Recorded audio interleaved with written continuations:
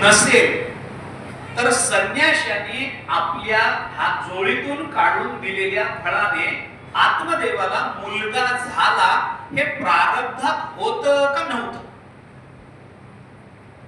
जर प्रारब्धात संतती नव्हती तर प्रारब्ध बदलता येत नाही, आणि प्रारब्ध जर असं बदलता येत असेल तर कुणालाच दुःख होण्याचं कारण नाही. काय संगती लावावी याची, कशी संगती लावावी? प्रारब्ध बदलता येतं का? येत नाही. प्रारब्ध हे भोगानच संपवता येत, ते असं बदलता येत नाही. माझं प्रारब्ध मी बदलून घेतलं. योग वसिष्ठांनी त्याचा विचार करताना प्रयत्नाने प्रारब्ध बदलतं वगैरे अशा अर्थाचे श्लोक दिले नाही, असं नाहीये. योग वसिष्ठ प्रारब्धाला फार कमी महत्व देतं, जवळजवळ नाही असं महत्व देतं, आणि प्रयत्नाला जास्त महत्व देतं. त्याची कारण मीमांसा वेगळी. पण आपल्याकडे जे प्रारब्धात आहे ते भोगावं लागेल अशा अर्थाचे अनेक वचन आहेत. अवश्यमेव भोक्तव्यम कृतं कार्य शुभाशुभम ना उत्तम क्षीयते कर्म कल्पकोटी शतैरपि अवश्यम भावी भावानां प्रतिकारो भवेद यदि तदा दुःखेन लिपेरन नल राम युधिष्ठिरः. किती उदाहरण आहे. भोगावं लागेल, कर्माची फलं आहेच आहे. कर्मे श्रीराम वनवासा गेला, कर्मे रावण क्षयो पावला, कर्मे दशरथ वियोगे मेला, वियोग घडला सीता देवी. ज्ञानोबरांनी चिंतन केलंय. परियसी गवारा सादर, कर्मे निर्वंश झाले सगर, बिल्ले बिंदिले शारंगधर, झाला पुरंदर सहस्त्र नयन, कर्मे मनमथ झाला सेरा. ही सगळी उदाहरणं ज्ञानोबरांनी दिली ना अभंगामध्ये. प्रारब्ध कुणाला बदलता? देवाला बदलता आलं का? रामचंद्र प्रभूंना बदलता आलं का? सीता मातोश्रीला बदलता आलं का? लक्ष्मण ज्या वेळेला सीता मातोश्रींना घेऊन सोडायला म्हणून निघून गेले अरण्यामध्ये, त्यावेळेला मधल्या प्रवासामध्ये सीता मातोश्रींनी लक्ष्मणाला विचारलं, माझ्या नवऱ्याने माझा त्याग का केला बाबा? काय माझ्याकडून चुकलं म्हणून रामाने मला अरण्यात सोडायला सांगितलंय? काय माझं चुकलं? लक्ष्मण काही बोलले नाही. पण सीता मातोश्री आपल्या नवऱ्यावर इतका विश्वास तिने सांगितलं, रामचंद्र प्रभू चुकणार नाही. कदाचित आता माझं काही चुकलं नसेल, पण माझी पूर्व जन्मातली कर्मच मला माझ्या नवऱ्यापासून वियोगाला प्राप्त करून देत असते. प्रारब्ध मानणाऱ्या सीता देवी सुद्धा आहेत, प्रारब्ध मानणारे रामचंद्र प्रभू सुद्धा आहेत, प्रारब्ध मानणारे मारुतीराय आहेत, प्रारब्ध मानणारे तुकोबाराय आहेत, प्रारब्ध मानणारे आपण सगळे आहोत.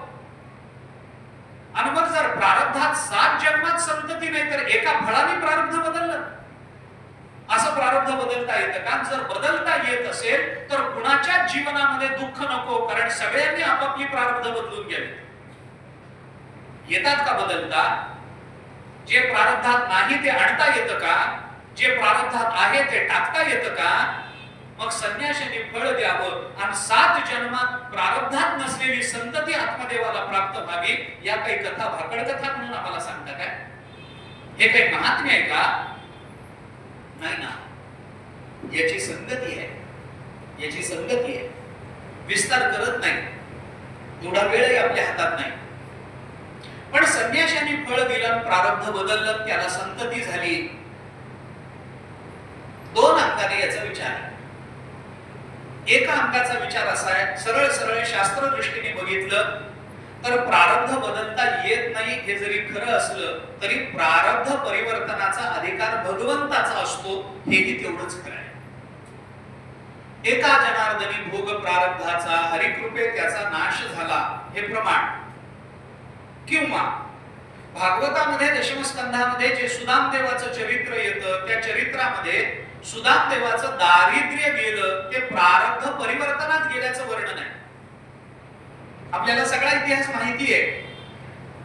सुदामदेव दरिद्री आहे, विद्वान आहे, भगवंता बरोबर शिक्षण झालेलं आहे, पण तरीही दारिद्र्य पाठ सोडत नाही. भगवंताला भेटायला गेले, भगवंताने त्यांची पूजा केली.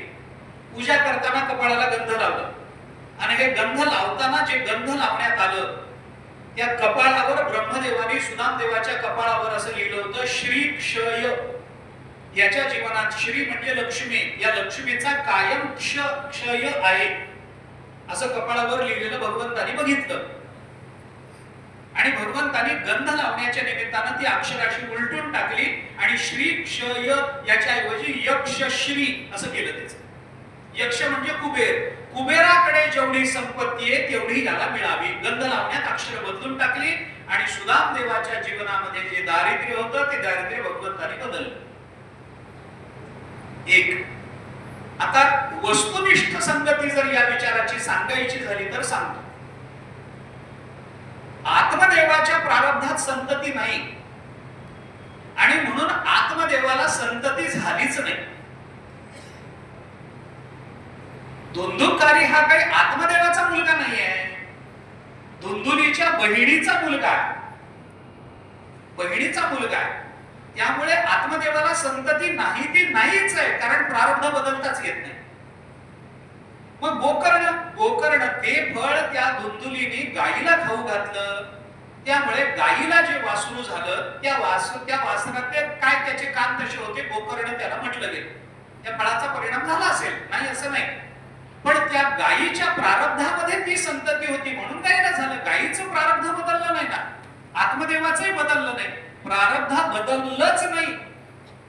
यांनी फळ दिलं पण प्रारब्ध परिवर्तन झालं नाही.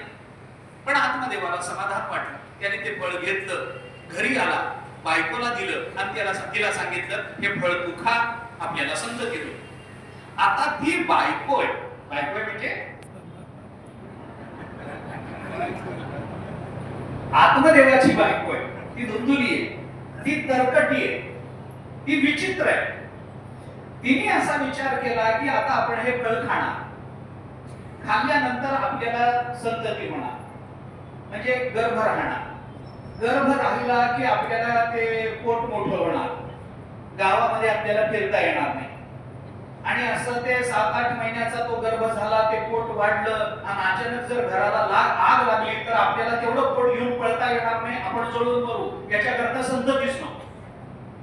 काय विचार करत असतील बायका मला कळत नाही. कसला विचार आहे? आपलं पोट मोठं होईल, 8व्या महिन्यामध्ये ते जास्त वाढेल, त्या वेळेला जर घराला आग लागली तर आपण कसं पळायचं? म्हणून मुलगाच नको. घराला आग लागेल हा तर्क कुठून आणला? कुठूनच नाही. एकदा माणसाच्या ठिकाणी अविवेक निर्माण झाला की त्या अविवेकाला साजेसे असे विचार मनामध्ये निर्माण व्हायला लागतात. विवेक भ्रष्टानां भवति विनिपात शतमुखः. भर्तृहरीने म्हटल्याप्रमाणे विवेक भ्रष्ट झालेल्या माणसाचं अधःपतन हजारो तोंडानं होतं, हजारो मार्गाने होत असतं, एका मार्गाने होत नाही. तिने विचार केला होता हे काय करावं, कसं करावं. तिची बहीण तिच्याकडे आली, तिच्याकडे शंका बोलून दाखवली. वेळ कमी आहे, शंका बोलून दाखवली. बहीण आहे तिचीच. तिने सांगितलं तू चिंता करू नको, मला संतती, माझ्या पोटामध्ये गर्भ आहे, हे फळ तू खाऊ नको. खाल्ल्याचं नवऱ्याला खोटं सांग. तेव्हापासून परंपरा.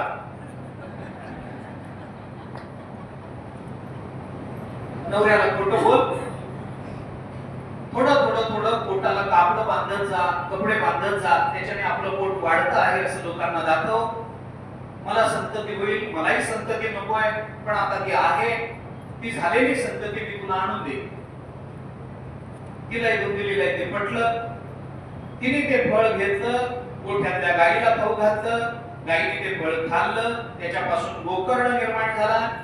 कालांतराने ही बहीण प्रसूत झाली, तिला मुलगा झाला. तो मुलगा हिने याला देऊन टाकला आणि हिने सगळ्यांना सांगितलं आपल्याला मुलगा झाला. त्या मुलाचं नाव ठेवण्यात आलं धुंधुकारी. ही धुंधुली म्हणून तो धुंधुकारी.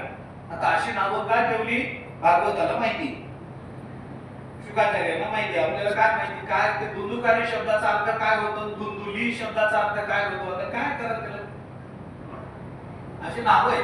असो, त्याच्या संबंधात काही विचार करण्याचं कारण नाही. तो मुलगा मोठा व्हायला लागला. तोही कपटी, तोही घाण स्वभावाचा. हळूहळू तो मोठा झाला.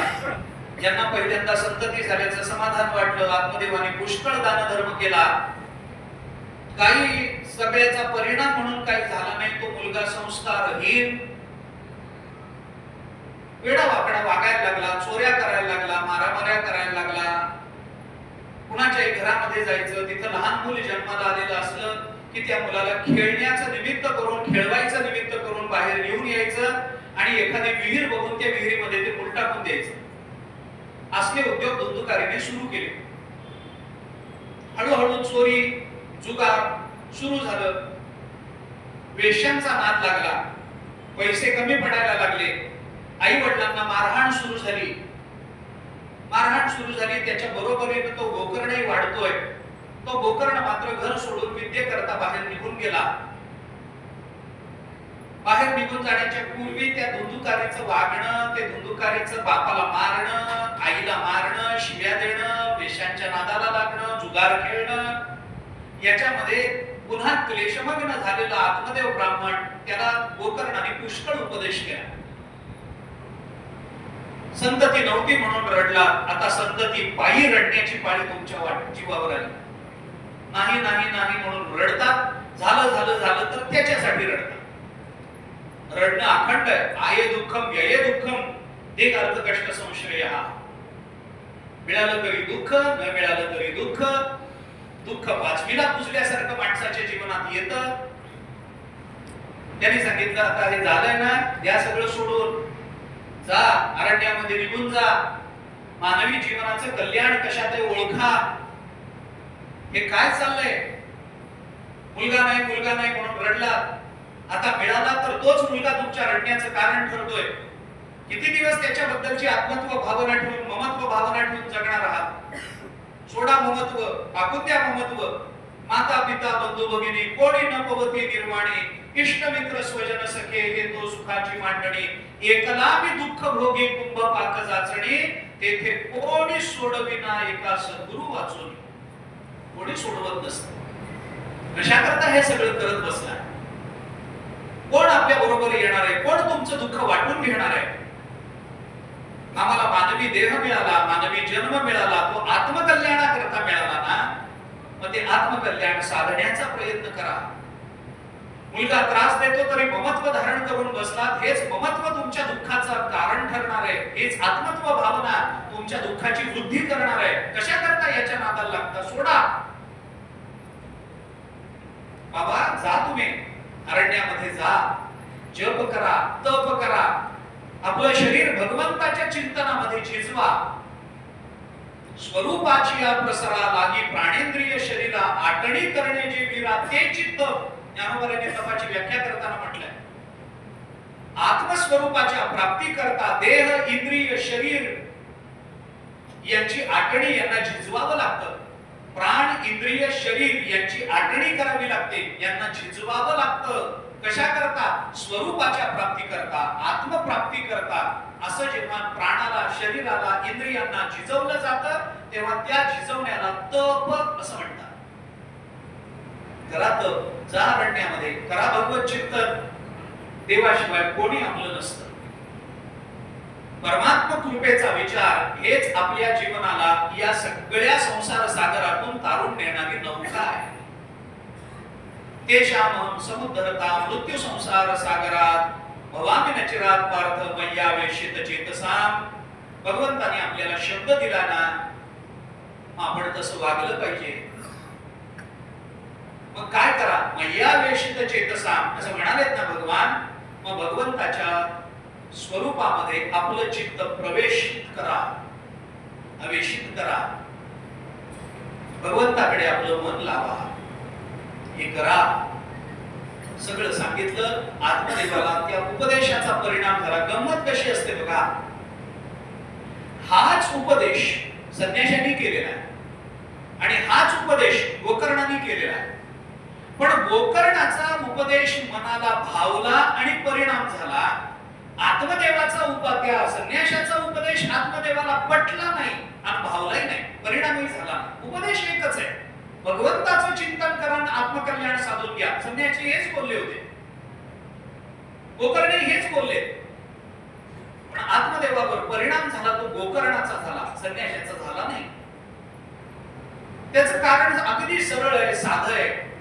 माणसाला जोपर्यंत असा आहे, जगद्गुरु शंकराचार्यांनी शतश्लोकी मध्ये चिंतन करताना माणसाच्या परमार्थाची आणि संन्यस्त वृत्तीची दोन कारणं आपल्या समोर ठेवली आहेत. ऐका, आचार्य शतश्लोकी मध्ये असं बोलतात की मनुष्य दोन कारणाने संन्यस्त वृत्तीचा होतो किंवा परमार्थ करतो.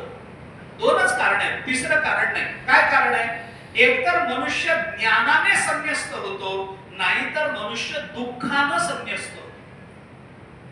ज्ञानानं परमार्थ घडतो, नाहीतर दुःखानं परमार्थ घडतो. बहुतांश लोकांचा परमार्थ हा दुःखानं घडतो. एखादे ज्ञानोबराय असतात, एखादे भगवान शुकाचार्य असतात, एखादे नामदेवराय तुकोबराय असतात की ज्यांचा परमार्थ ज्ञानानं समृद्ध असतो. तुकोबरायांसारखा महात्मा सुद्धा आपल्याला परमार्थाचं चिंतन सांगताना देवासमोर जे निवेदन करतोय ते हेच आहे. तुकोबराय देवाला म्हणतात, संसाराच्या तापे तापलो मी देवा, करीताया सेवा कुटुंबाची, म्हणवोनी तुझे आटविले पाय. का म्हणून तुमचे पाय आठवले आम्हाला? संसाराच्या तापाने आम्ही तप्त झालो देवा, आता हा ताप सहन होत नाही म्हणून तुमचे पाय आठवले. आमचं तरी काय वेगळं चाललंय? मी साधा युक्तिवाद आपल्या समोर ठेवतो. मला सांगा, देवानी जर आपल्या जीवनामध्ये सगळी सुख दिली असती तर आपल्यापैकी किती जणांनी वारी केली असती, किती जण देवळात गेले असते? सांगा बरं. देवानी सगळी सुख दिली, कोण देवळात जाईल, कोण देवाकडे जाईल, कोण वारीला जाईल आणि कोण नामसाधना करेल?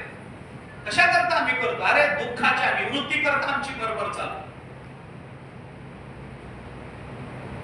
एक तर दुःखानं परमार्थ होतो, नाहीतर ज्ञानानं होतो. आत्मदेवाला शब्द ज्ञान होतं पण अनुभव नव्हता. आता दुःखाचा अनुभव आला. दुंदुकारीनं छळलंय, पत्नीनं छळलंय, परिणाम कळले, आता तो त्रस्त आहे आणि पश्चाताप दग्ध झाला की उपदेशाचा परिणाम जेवढा पटकन होतो तेवढा सामान्यत्वानं होत नाही. नारदांनी वालापळ्याला फक्त रामनामच दिलं होतं आणि एकदाच दिलं, पण एकदाच दिलेलं रामनाम वालापळ्याचा वाल्मिकी ऋषी करतं. काय कारण आहे? आम्हाला मात्र अनेक वेळेला सांगावं लागतं, आम्हाला मात्र अनवरत भूमंडळी भेटतो भूता. असं का? आपण परवाच बोललो. त्याचं कारण वाला कोळ्याला घरी गेल्यानंतर जी घरच्या लोकांबरोबर पाप वाटणीची चर्चा केली त्यामधून इतका पश्चाताप झालाय की पश्चातापानं दग्ध झालेल्या अंतःकरणामध्ये नुसतं राम नाम पडायचा अवकाश आहे. परिणाम आहे त्याचा लगेच. आम्हाला पश्चातापच नाही कशाचा. आतापर्यंत काय केलं याचा पश्चाताप नाही. सध्या आपण काय करतो तुम्हाला आम्हाला त्याचा पश्चाताप नाही. काय केलं आतापर्यंत? तुकोबराने सांगितलं, नाही ऐकिले गायिले गीत, धरिली लाज सांडिले गीत, नागडे पुराण बैसले संत. केलं काय आतापर्यंत? केली बहुत परनिंदा. पश्चाताप नसेल उपयोग नाही. आत्मदेवाला पश्चाताप आहे की का आपण हे फळ मागितलं आणि का संतती मागितली. त्या पश्चातापानं दग्ध झालेल्या अंतःकरणामध्ये गोकर्णाने केलेल्या उपदेशाचा असा सखोल परिणाम आहे की आत्मदेवाने तत्क्षणी निर्मम अंतःकरणाने घराचा त्याग केला. आत्मदेव निघून गेले. दुंदुली मात्र संसार सोडायला तयार नाही. काय करावं कळेना. दुंदुकाने रोज यायचा, आईला मारायचा, तिच्या जवळचं सगळं सोनं नाणं घेतलं, चांदी घेतली, सगळं घेतलं, घरातली भांडी कुंडी विकून टाकली. दुंदुलीला वाईट वाटलं. तिच्याही कर्माचा तो परिणाम आहे. एके दिवशी सहन न होऊन त्या धुंदुलीने आपल्या अंगणातली विहीर जवळ केली आणि विहिरीमध्ये उडी मारून आपला जीव देऊन टाकला. आता धुंदुकारीला काही कुणाचा वचक राहिला नाही. आई गेली, बाप सोडून गेला, कुणाचा वचक नाही. स्वैर जीवन जगायला प्रारंभ झाला. ज्या वेश्यांच्या नादाला लागला होता त्या वेश्या घरातच आणून ठेवल्या. त्यांच्या करता म्हणून रोज काही कष्ट करायला लागला. इकडे जा तिकडे जा, त्यांचं पोट भरा, त्यांना हवे तर आणून द्या, दागिने आणून द्या, याच्या करता चोऱ्या करा, दरोडे टाका, मारामाऱ्या करा. हे सगळं सुरू झालं. किती दिवस चाले? किती दिवस चाले? निषिद्ध व्यवहाराला कालाची एक मर्यादा असतेच. त्याचा परिणाम भोगावाच लागत असतो. शेवटी त्या वेश्याही त्याला कंटाळल्या. तो काही त्यांचं पोट भरू शकत नाही असं बघितलं आणि एके दिवशी त्या दुंदुकारीला त्या वेश्याने मारून टाकलं. सरळ मारलं नाही, तो मरता मरेना. शेवटी त्या वेश्या त्याच्या अंगावर बसल्या त्याचं तोंड उघडलं आणि उघडलेल्या तोंडामध्ये जबरदस्तीनं निखारे कोंबले आणि दुंदुकारीला मारून टाकलं. भागवताने त्यावेळेला शब्द उच्चारलेत, बायका फार धाडशी असतात. भागवत जे बोलतं ना ते सगळ्यांना लागेल असं बोलतो. बायका धाडशी असतात आणि खरंच आहे. रामाला वनवासात जा हे सांगायला धाडस दशरथाचं झालं नाही, पण कैकेयीचं झालं. धाडशी असतात. मारून टाकलं, त्याला घरात पुरून टाकलं आणि तो बाहेर पडल्या. लोकांनी विचारला होतो, धुंदुकारी तुमच्या बरोबर राहत होता? त्यांनी सांगितलं नाही, तो आम्हाला काही आणण्याकरता म्हणून बाहेर गेलाय, कधी येईल माहिती नाही, तो आला की आम्ही एकत्रित येऊ. घर सोडून ते निघून गेले. धुंदुकारी गेला, पण कर्माची गती विलक्षण असते. त्याला प्रेत योनी प्राप्त झाली. प्रेत योनी प्राप्त झाली. प्रेत योनी सगळ्यांनाच प्राप्त होते. मनुष्याचा देह जेव्हा पडतो तेव्हा 1 वर्षभर त्याला प्रेत योनीमध्ये राहावं लागतं आणि 1 वर्षानंतर तो पितर योनीमध्ये जात असतो. नियमच आहे, शास्त्राचा नियम आहे. नंतर पितर योनी त्याला प्राप्त होते. म्हणून 1 वर्षभर श्राद्ध करत नाही. श्राद्ध 1 वर्षाच्या नंतर सुरू होतं, कारण त्याला पितर लोक प्राप्त झालेला असेल तरच पितरांचं श्राद्ध करून त्यांच्यापर्यंत ते तर्पण पोचतं. प्रेत योनीमध्ये ते तर्पण पोचत नाही. याच्याकरता पहिल्या वर्षी वर्ष श्राद्ध जे आपण म्हणतो ना ते तसं नाहीये. 1 वर्ष त्याला प्रेत योनीमध्ये राहावं लागतं. धुंदुकारीची प्रेत योनी संपलीच नाही. प्रेत योनीमध्ये राहिला. लोकांना कधी कधी विचित्र अवस्थेमध्ये दिसायचा, वेगवेगळ्या रूपामध्ये दिसायचा. त्या योनीतून सुटण्याकरता वेडे वाकडे आवाज काढायचा, आरडाओरडा करायचा. लोकांना ते आवाज ऐकू जायचे. त्या अवस्थेमध्ये तो राहिला. कालांतराने जो गोकर्ण तीर्थयात्रेकरता बाहेर पडला होता तो परत फिरून आपल्या गावामध्ये आला आणि घराकडे जेव्हा जायला निघाला तेव्हा लोकांनी सांगितलं, घरात जाऊ नको, इथे एक प्रेत राहतं. कशाचं प्रेत? काय प्रेत? गोकर्णाने विचारलं. आला घरामध्ये, बघितलं. धुंदुकारीनं सगळा त्याला पहिल्यांदा भय दाखवण्याचा प्रयत्न केला वगैरे वगैरे सगळं झालं. पण गोकर्ण आहे, आपला भाऊ आहे, आपल्याला हा सोडवू शकेल असा विश्वास वाटल्यानंतर धुंदुकारीने गोकर्णाकडे काही प्रार्थना केली की मला या योनीतून बाहेर काढ. गोकर्णाने त्याला बाहेर काढण्याकरता म्हणून गयेला जाऊन त्याचं पिंडदान वगैरे केलं. परत आला. परत आल्यानंतरही तो तसाच, धुंदुकारी तसाच, तो मुक्त झालाच नाही. अरे मला यातनं बाहेर काढ. गोकर्णाने सांगितलं, अरे गयेला जाऊन पिंडदान करून आलोय. धुंदुकारीने सांगितलं, अरे माझं कर्मच इतकं वाईट आहे की तू गयेला जाऊन 1000 वेळेला जरी माझं पिंडदान केलंस तरी मी याच्यातून बाहेर पडणार नाही. मग याच्याकरता काय करावं? गोकर्णाने सूर्याची उपासना केली. त्या उपासनेतून त्याला मार्ग मिळाला की काय केलं म्हणजे धुंदुकारीला मुक्त करता येईल. आणि त्याच्यातून असं ठरलं की भागवत कथा करावी म्हणजे त्याच्यातून ही योनी निवृत्त करता येईल. प्रेत योनीतून बाहेर काढण्याकरता म्हणून भागवत कथा करावी असं सांगण्यात आलं. गोकर्णाने त्या दृष्टीने प्रयत्न केले. भागवत कथा करायची ठरली. गावातले लोकही त्याच्याकरता यायला लागले. भागवत कथा सुरू होणार. त्या भागवत कथेमध्ये आता तो धुंदुकारी तर बसला पाहिजे. त्याने एका काठीमध्ये, काठीचा आधार घेतला. त्या काठीमध्ये तो धुंदुकारी राहिला. गोकर्णाची भागवत कथा सुरू झाली.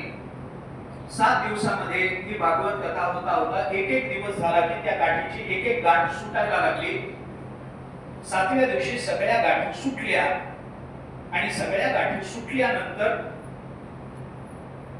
धुंदुकारी या योनीतून मुक्त झाला. नुसता मुक्त झाला नाही, इतका पापी प्रेत योनीमध्ये असणारा पण धुंदुकारी मुक्त झाला नाही. त्याला न्यायला विमान आलं. विमान कशाचा परिणाम? भागवताची कथा श्रवण करण्याचा हा परिणाम आहे. अपिचेत सुदुराचारो भजते माम अनन्यवाग साधुरेव समंतव्यः सम्यक व्यवसितो येसा. हे भगवद्गीतेमध्ये भगवंताचं वचन आहे. कितीही पापी असला, कसाही जरी असला तरी त्याला मुक्त करण्याकरता म्हणून हे सगळं हा सगळा विचार बोलून दाखवण्यात आला. भागवत कथा करा. भागवत कथा केली. त्या भागवत कथेमधून या धुंदुकारीची मुक्तता, हा धुंदुकारी मुक्त झाला पाहिजे याच्याकरता म्हणून प्रयत्न झाले. धुंदुकारी मुक्त झाला, त्याला न्यायला विमान आलं, हरिदास आले, भगवंताचे दूत आले. आणि हे दूत आल्यानंतर जेव्हा तो धुंदुकारीला घेऊन जायला लागले तेव्हा गोकर्णाने त्यांना हा विचार सांगितला. अरे म्हणे, एकट्या धुंदुकारीने ही कथा ऐकली नाही, कथा ऐकणारे सगळेच आहेत. मग सगळेच जर कथा ऐकतात तर मग तुम्ही एकट्या धुंदुकारीला का घेऊन जाता? आम्हाला सगळ्यांनाच घेऊन जाणार, कारण भागवत कथा ऐकणं हा विधी आहे. हा विधी एकट्या धुंदुकारीने केलेला नाहीये. याच्याकरता म्हणून सगळ्यांनीच हा विधी केलाय. सगळ्यांनाच भागवत ऐकावं असं वाटलंय, सगळ्या गावाने भागवत ऐकलंय. मग विधी जर सगळ्यांकडून झाला असेल तर एकट्या धुंदुकारीला का घेऊन जाता? तुम्ही त्याला एकट्याला घेऊन जाऊ नका, आम्हाला सगळ्यांना घेऊन जा असं सांगितल्यानंतर त्या हरिदासांनी असं सांगितलं की बाबा, आम्हाला सगळ्यांना घेऊन जाता येणार नाही, आम्हाला घेऊन जाता येणार नाही, आम्हाला फक्त धुंदुकारीला नेण्याची आज्ञा आहे, आम्ही त्याला घेऊन जातो. का घेऊन जाता? सगळ्यांनी ऐकले तर सगळ्यांना का नाही? कारण तेच आहे, कारण एरवी भागवत कथा ऐकणाऱ्यांच्या अंतःकरणामध्ये आपण केलेल्या आतापर्यंतच्या पापाचा पश्चाताप नसतो. आणि जरी भागवत कथा ऐकलेली सगळ्यांनी असली, गोकर्णाने विचारलंय, श्रवणं समभागेन सर्वेषां इद दृश्यते फलभेदः कुतो जातः प्रभुवन्तो हरिप्रियाः. अरे हरिदासांनो, आम्हाला असं सांगा की सगळ्यांनीच कथा ऐकली, श्रवणं समभागेन, सगळ्यांनी समान भागवत कथा ऐकली. मी काय धुंदुकारीला वेगळी सांगितली आणि बाकीच्या समाजाला वेगळी सांगितली असं नाही. सर्वेषां समभागेन श्रवणं इह दृश्यते. अरे सगळ्यांनीच इथं कथा ऐकल्याचं सगळ्यांनी बघितलंय. मग फलभेदः कुतो जातः, मग एकट्या धुंदुकारीला घेऊन जायचं आणि बाकीच्यांना घेऊन जायचं नाही, असा फलामध्ये भेद का करता बाबा? हे ऐकल्यानंतर त्या हरिदासांनी सांगितलं, सगळ्यांनी कथा ऐकली हे बरोबर आहे, पण श्रवणामध्ये फरक पडतो. श्रवणस्य विभेदेन फलभेदोत्र संस्थितः. अरे श्रवण कसं केलं जातं याच्यावरून फल मिळतं. ऐकतात सगळेच, पण सगळेच त्या अर्थाने श्रवण करत नाहीत, सगळेच तशा पद्धतीचं चिंतन करत नाहीत, सगळे त्याचं मनन करत नाहीत. एका गावामध्ये रामायण झालं आणि सगळं रामायण झाल्यानंतर कथा करणाऱ्यांनी श्रोत्यांना विचारलं, मी 7 दिवस रामायण सांगितलं, तुम्हाला रामायण काय कळलं ते मला सांगा. एक श्रोता उठून उभा राहिला आणि त्याने असं सांगितलं की रामायणामधून मी इतकंच शिकलोय की दुसऱ्याची बायको पळवून आणावी आणि प्राण गेला तरी परत घेऊ नये. एक श्रोता उठून उभा राहिला आणि त्यांनी सांगितलं की मी रामायणामध्ये इतकंच शिकलोय की आपण धर्म आणि न्याय मार्गाने चाललो तर वानर सुद्धा आपली मदत करतात. ऐकणारे ऐकतच असतात, कोण कशातून काय घेईल हे कसं सांगता येईल. म्हणून त्यांनी सांगितलं, श्रवणस्य विभेदेन फलभेदोत्र संस्थितः. श्रवणं तु कृतं सर्वैः न तथा मननं कृतं. ही अडचण आहे. सगळे श्रवण करतात, पण श्रवण केलेल्या कथेचं, श्रवण केलेल्या तात्पर्याचं घरी जाऊन कोणी मनन करत नाही. म्हणून सगळ्यांना विमान नाही, सगळ्यांना आम्ही नेणार नाही. ऐकणारे ऐकतात, सगळेच ऐकतात, कोण ऐकत नाही? प्रवचन ऐकतात, कीर्तन ऐकतात, कथा ऐकतात, रामायण ऐकतात, महाभारत ऐकतात, सगळंच आपण ऐकतो. पण ऐकलं आम्हाला बऱ्याच वेळेला अनुभव येतो. मी गमतीनं असं सांगतो, अनेक वेळेला लोक झालं ना की लोक पाया पडतात, पाया पडतात. आता सगळं झाल्यावर पाया पडायचं काय कारण आहे? तर एका श्रोत्याने मला असं सांगितलं, आम्ही काय हाऊस म्हणून तुमच्या पाया पडत नाही. मग का पडता? त्या श्रोत्याने मला सांगितलं, काही नाही, एक 2-3 तास आम्ही तुमचं ऐकतो, तुमचं ऐकलेलं आम्ही डोक्यात ठेवतो आणि इथून परत जाताना डोक्यात ठेवलेलं तुमचं तुमच्या पायावर वाहतो आणि आम्ही रिकामे घरी जातो. म्हणून आम्ही तुमच्या पाया पडतो. तुमचं तुम्हाला समर्पित. त्वदीय वस्तू गोविंद तुभ्यमेव समर्पये. आमचं काय? श्रवणं तु कृतं सर्वैः न तथा मननं कृतं. अरे सगळे श्रवण करतात, मनन कोणी करत नाही.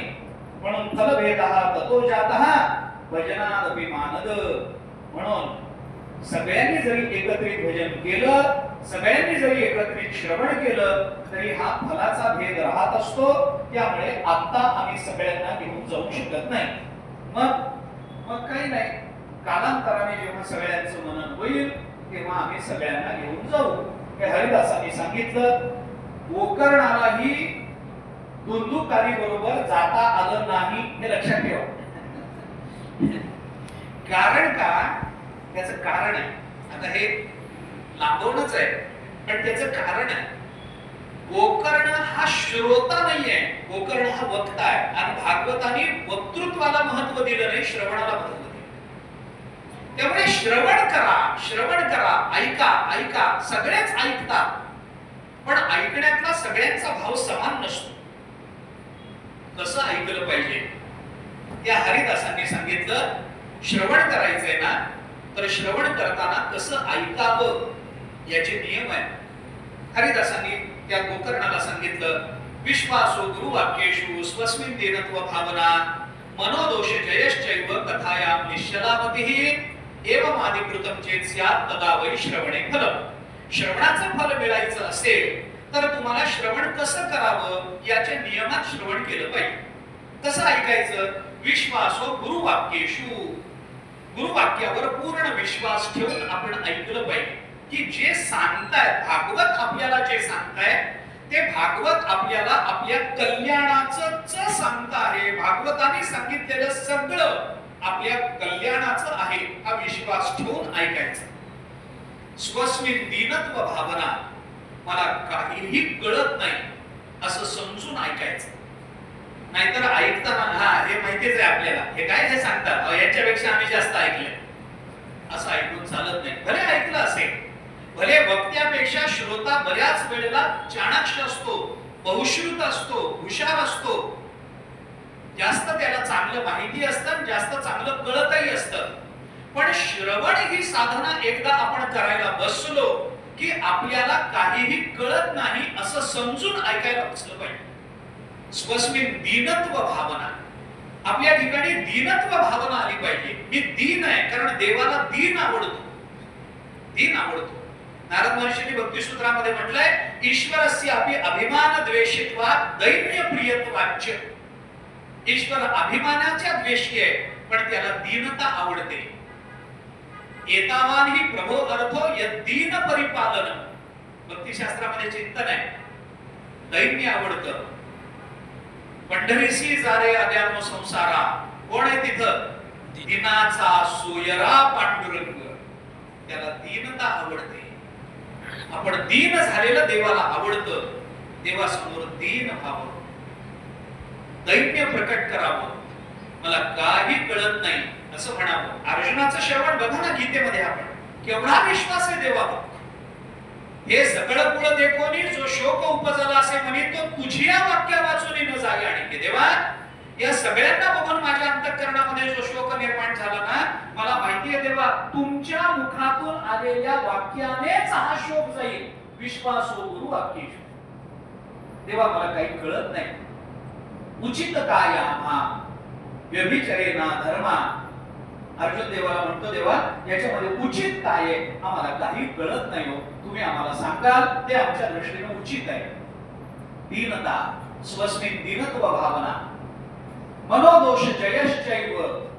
मनातल्या दोषांवर विजय मिळवला पाहिजे. मनाचं चंचलत्व हे बाजूला ठेवलं पाहिजे आणि एकाग्र चित्तानं आपण कथा श्रवण केली पाहिजे. तर ते श्रवण इकडं बघत तिकडं बघत, थोडं गेलं, थोडं इकडे गेलं, थोडं तिकडे गेलं, असं करून चालत नाही. आपण काल बोललो ना, नाथ महाराजांनी भागवतामध्ये आपल्याला श्रवणातले 4 दोष सांगितले. एकादश स्कंदामध्ये विवरण करताना श्रवणी ध्यानी अंतराय, लय विक्षेप कषाय, रसास्वादुही होय, हे 4ही अपाय चुकवावे. नाथ महाराज बोलतात हे 4 अपाय आहेत, ते चुकवले पाहिजेत. कशात येतात? श्रवणी ध्यानी. श्रवण करताना आणि ध्यान लावताना हे 4 अपायी येत असतात. हे 4 अपायी चुकवणं म्हणजेच मनोदोष जयश्चैव. आणि काय केलं पाहिजे? कथायाम निश्चला मतिही. अर्जुनाने मनाचे दोष जिंकले होते म्हणून भगवान त्याला प्रज्ञा पृथ्वीचा रावो म्हणतात. अर्जुनाला प्रज्ञाकांत म्हटलंय भगवंताने. अर्जुना तू प्रज्ञाकांत आहेस म्हणजे प्रज्ञेचा बुद्धीचा नवरा आहेस. प्रज्ञा नावाच्या पृथ्वीचा तू राजा आहेस. या पृथ्वीला तू जिंकलायस. मनोदोष जयश्चैव. आणि कथायाम निश्चला मती. आणि कथेमध्ये निश्चल मती असली पाहिजे. निश्चल. परीक्षित राजाने कथा ऐकली. असंच उदाहरण जनकाचं आहे. जनक याज्ञवल्क्यांकडे पाठ ऐकायला यायचे. जनक राजे यांचे गुरु याज्ञवल्क्य. याज्ञवल्क्य आश्रमात राहायचे. जनक राजा राजवाड्यात राहायचे. हे राजे आपला राज्यकारभार सोडून देऊन जनकांकडे वेदांताचा पाठ ऐकायला जायचे. आणि याज्ञवल्क्य असे गुरु होते की जनक येईपर्यंत पाठ सुरू करायचे नाही. एके दिवशी बाकीचे जे विद्यार्थी जे सर्वसंग परित्याग करून याज्ञवल्क्यांच्या घरी राहिले होते, आश्रमात राहिले, संन्यस्त झालेले, ते सगळे संन्यासी याज्ञवल्क्यांकडे गेले आणि त्यांना सांगितलं, गुरुजी अहो तुम्ही त्या राजाकरता काय थांबता? तो राज्यकारभार करणार कधी? इथे येणार कधी? आणि तो आल्याशिवाय तुम्ही पाठ सुरू करणार नाही. आमचा वेळ किती जातो? आम्ही सर्वसंग परित्याग करून आलो, तो काय असा वेळ वाया घालवायला आलो? तुम्ही लवकर येईल तेव्हा येईल. त्याचं काय महत्व आहे? तो राज्यात राहतो, सोन्याच्या पलंगावर झोपतो, सिंहासनावर बसतो. आमचं काय त्याचं? त्याची आमच्या बरोबर का तुलना करता? पाहिजे तर त्याचा पाठ वेगळा घ्या तुम्ही. याज्ञवल्क्य म्हणाले, अरे जनक तसा नाही आहे. नाही म्हणे तो राजा आहे. अरे तो राजा असला तरी तो अत्यंत उत्कृष्ट असा साधक आहे, जिज्ञासू आहे, मुमुक्षु आहे. नाही म्हणे त्याच्यात राज्य करणारा कुठं मुमुक्षु असतो? याज्ञवल्क्य म्हणाले, एके दिवशी दाखवून दे. झालं. याज्ञवल्क्याने एके दिवशी माया रचली. जनक राजे आले, पाठ सुरू झाला. सगळे संन्यासी बसलेले, पाठ सुरू झाला. आणि तेवढ्यात याज्ञवल्क्यांच्या त्या जनक राजाच्या राजवाड्यातला एक सेवक धावत आला आणि त्याने जनकांना सांगितलं, अहो म्हणे आपल्या मिथिला नगरीला आग लागली, चला चला चला. जनक राजाने त्या सेवकाला सांगितलं, ठीक आहे पाठ संपला की जाऊ आपण, थांब थोडं. पाठ चालू राहिला. ब्रह्म सत्यम जगत मिथ्या जीव ब्रह्मैव नापरः चालू राहील.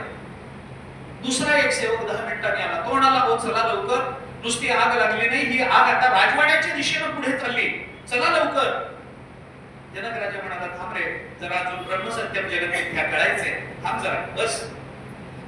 त्याला पाठवून दिलं. लगेच 5 मिनिटात तिसरा आला. तो म्हणाला, अहो आता राजवाड्याला सुद्धा आग लागली, सगळा राजवाडा जळून गेलाय, चला लवकर.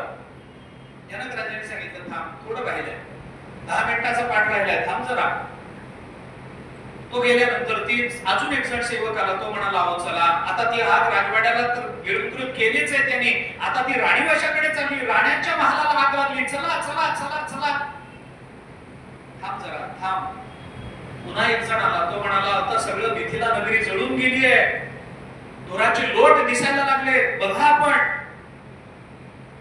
आणि आता ती आग इकडे आली, या तुम्ही ज्या अरण्यामध्ये ज्या आश्रमात बसला ना, ती आग तिथपर्यंत आली आहे. आश्रमाच्या दारापर्यंत आग आली हे कळल्याबरोबर बाकीचे जे संन्यासी विद्यार्थी होते ते पटापटा उठले. ते म्हणाले, अरे आमच्या झोपडीमध्ये आमच्या छाट्या वाळत टाकल्या, आमची उपरणी वाळत टाकली, चला चला चला चला. गेले, पळत जाऊन बघतात तर काही जळलेलं नाही. परत आले, रागावले. याज्ञवल्क्यांना सांगितलं, बघा राजाने काय केलं, काय यांचे मूर्ख नोकर आहेत. आग लागली म्हणून सांगितलं, आमच्या झोपड्या जळाल्या म्हणून सांगितलं, काही आग नाही. याज्ञवल्क्यांनी सांगितलं, राजाला दोष देऊ नका, माया हे रचली. कशा करता रचली? एवढ्याच करता रचली की सोन्याच्या सिंहासनावर बसणारा राजा सगळं राज्य जळालं तरी उठत नाही, आणि सर्वसंग परित्याग करून आलेले तुम्ही एक लंगोटी जळाली तर पाठ सोडून जाता. कुणाला पाठा करता थांबू? मी तुमच्या करता थांबू का याच्या करता थांबू? याज्ञवल्क्यांना विचारलं, का हो एवढी आग लागली म्हणून तुम्हाला कळालं, तुम्हाला उठावं वाटलं नाही? याज्ञवल्क्या जनक राजाने याज्ञवल्क्यांच्या समोर हे विधान केले. जनक राजे बोलताना असं म्हणतात, अनंतवत मे वित्तम यस्य मे नास्ति किंचन. मिथिलायाम प्रदीप्तायाम नमे दह्यति किंचन. त्यांनी सांगितलं, अरे सगळी मिथिला नगरी जळून गेली तरी माझं काही जळत नाही का?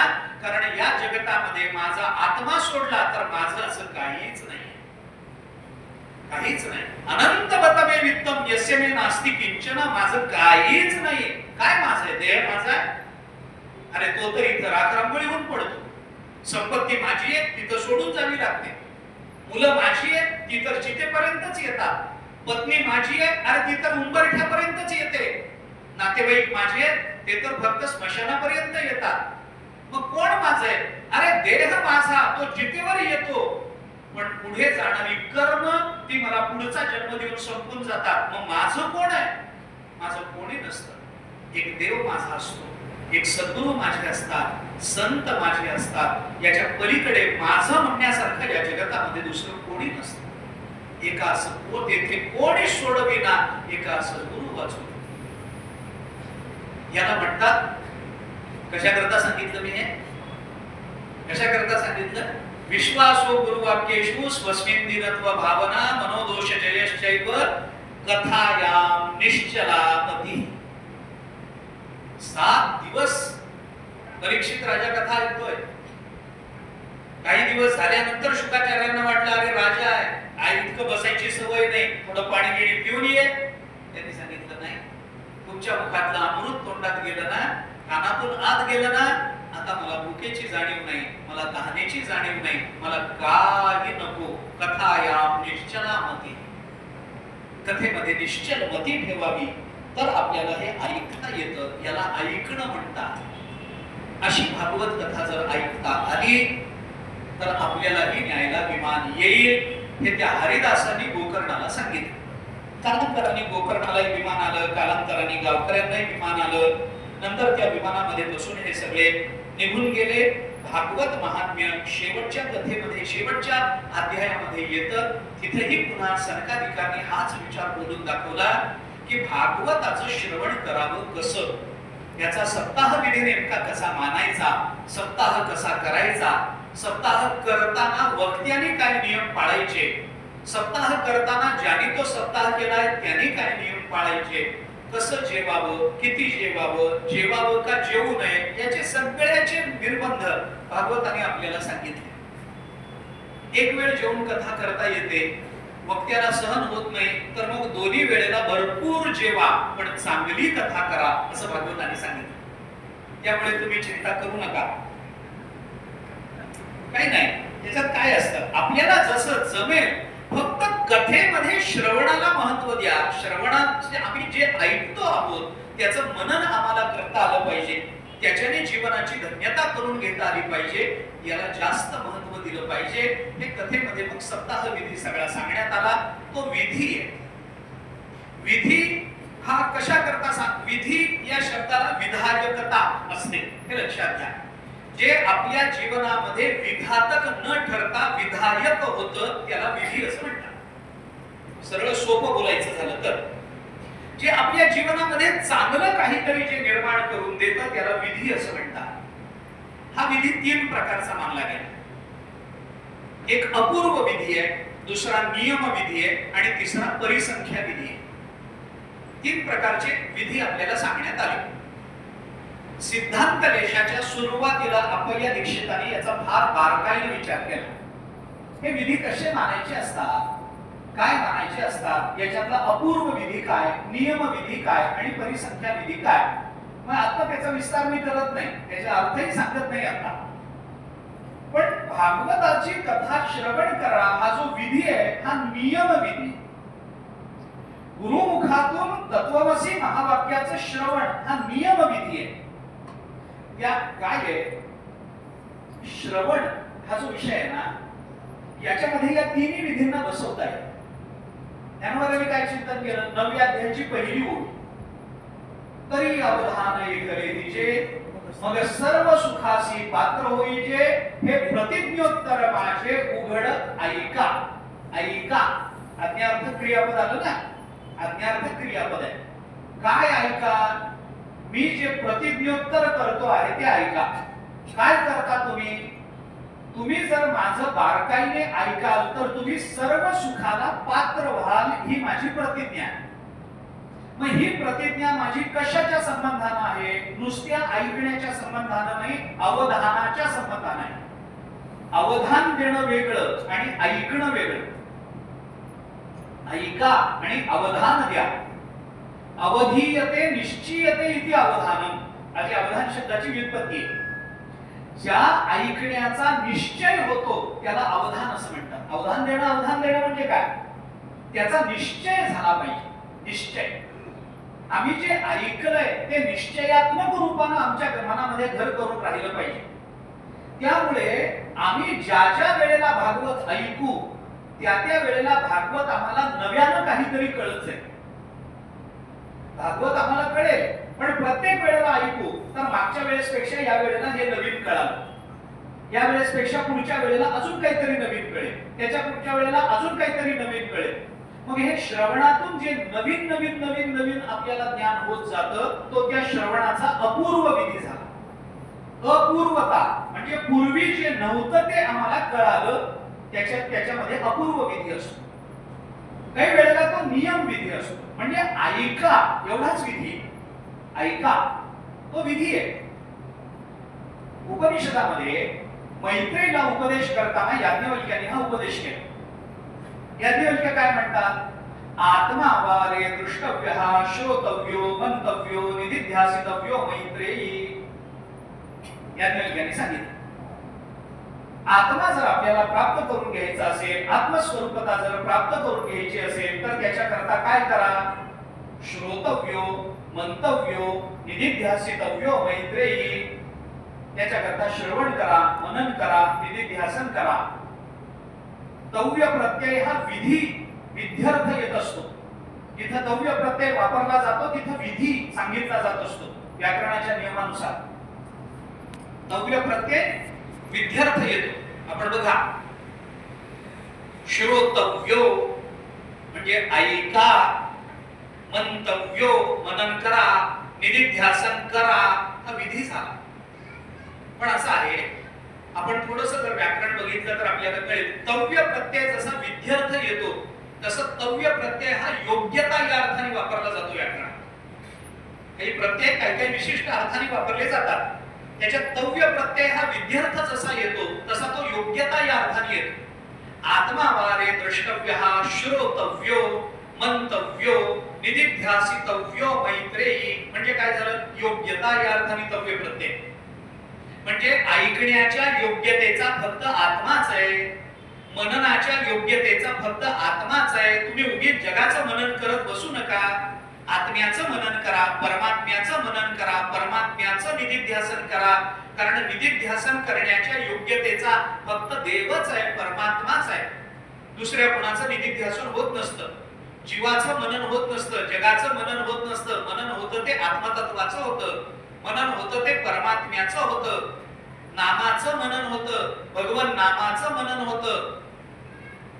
म्हणजे तव्य प्रत्यय योग्यता या अर्थाने येतो, विद्यार्थ या अर्थाने येतो. कशा करता मी आपल्याला सांगितलं? श्रोतव्यो याच्या करता. श्रवण हा नियम विधी आहे, त्यामुळे तुम्ही नियमानं ऐका. त्यामुळे ह्याच्याबद्दल वाद आहेत, या श्रुतीबद्दल, याच्या अर्थाबद्दल, आणि अद्वैतातच वाद आहे.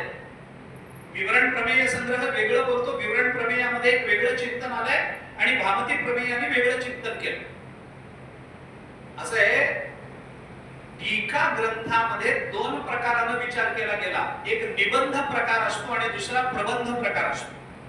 भाष्यामध्ये दोन, आता हे कशाला, पण आता आलं म्हणून सांगतोय.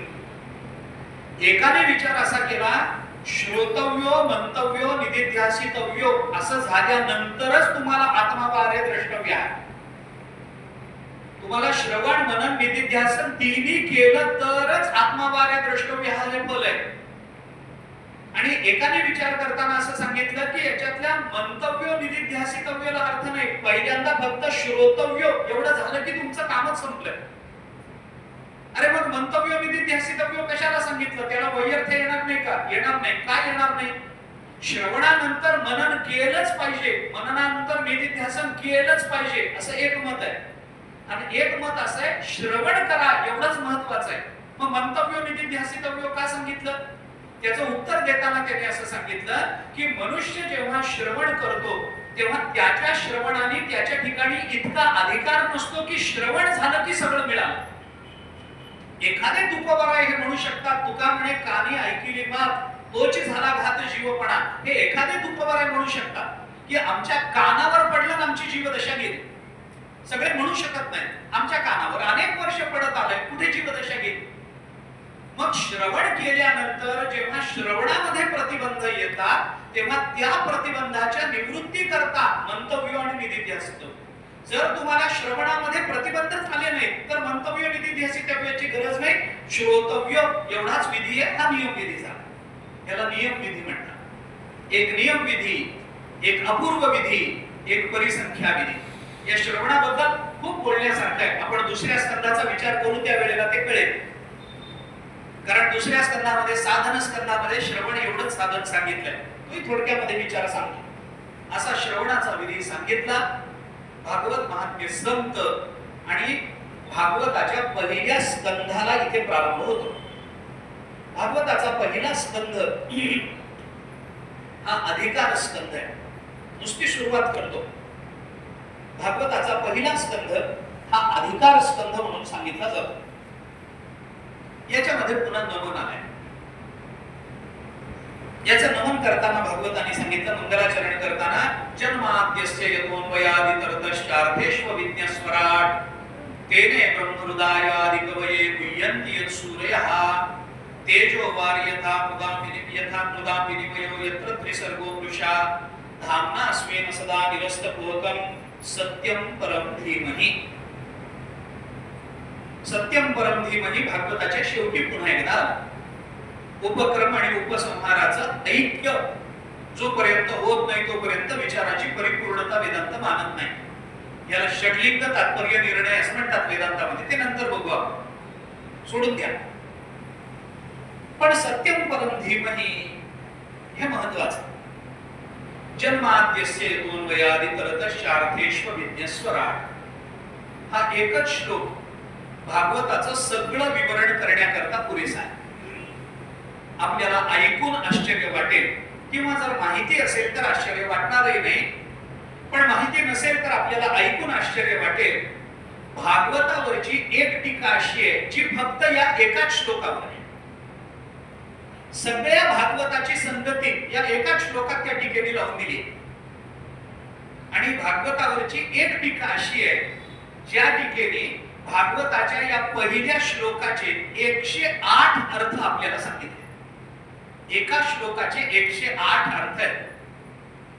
तेवढं जर आपण सांगत बसलो, मलाही सगळे माहित नाहीत, मी काही ती टीका पूर्ण अभ्यासली नाही, पण एक टीका अशी आहे की या टीकेमध्ये या एका श्लोकाचे 108 अर्थ आहेत.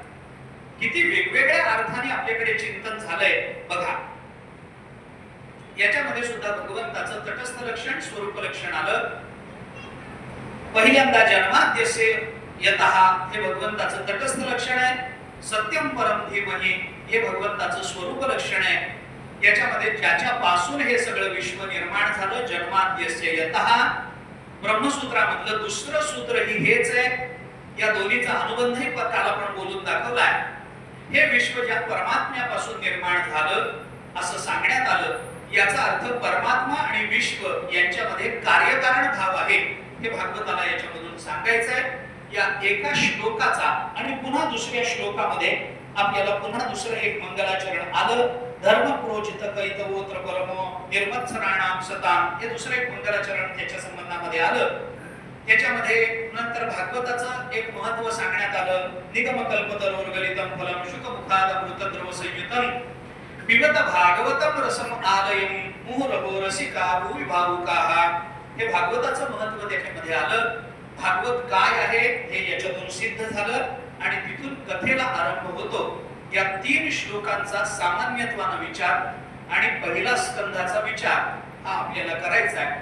आज वेळ संपली म्हणून इथे फक्त थांबतो. उद्यापासून पहिल्या स्कंधाला आपण प्रारंभ करू. उद्या चौथा दिवस आहे आणि पहिल्या स्कंधाला आपण सुरू करतो. 5व्या दिवशी भगवंताचा अवतार व्हावा असा नियम आहे. त्याच्यामुळे पहिल्या स्कंधापासून ते दशम स्कंधाच्या 5व्या अध्यायापर्यंत आपल्याला परवाच्या दिवशी, घाबरू नका, एवढं एकदम सांगणार नाही, वेळेचं उल्लंघन नाही करायची माझी इच्छा नाही, पण आपल्याला या स्कंधाचा जो विचार, म्हणून मी आपल्याला सांगितलं ना, मला कथेमध्ये जास्त अडकायचं नाही. या कथा आपल्याला ज्ञात आहेत, मी कथेचे फक्त संदर्भ देणार, पण त्या कथांमधून जे तत्वज्ञान व्यक्त झालं, या कथांमधून जे वृत्ती दर्शन भागवताने करून दिलं, या कथांचा आपल्या जीवनाशी जो प्रत्यक्षत्वानं संबंध भागवताला जोडून द्यायचा आहे, त्याच्यावर आपल्याला थोडंसं लक्ष केंद्रित करायचं आहे. या सगळ्या स्कंधाचा विचार आपल्याला करायचा आहे. तो विचार उद्याला पाहू. आत्तापुरते आपण इथे थांबूया. थोडंसं भजन होईल, आरती होईल, त्यानंतर आपण आपली जागा सोडावी. कुंडली कवरदेह विठ्ठल श्री ज्ञानदेव तुकाराम.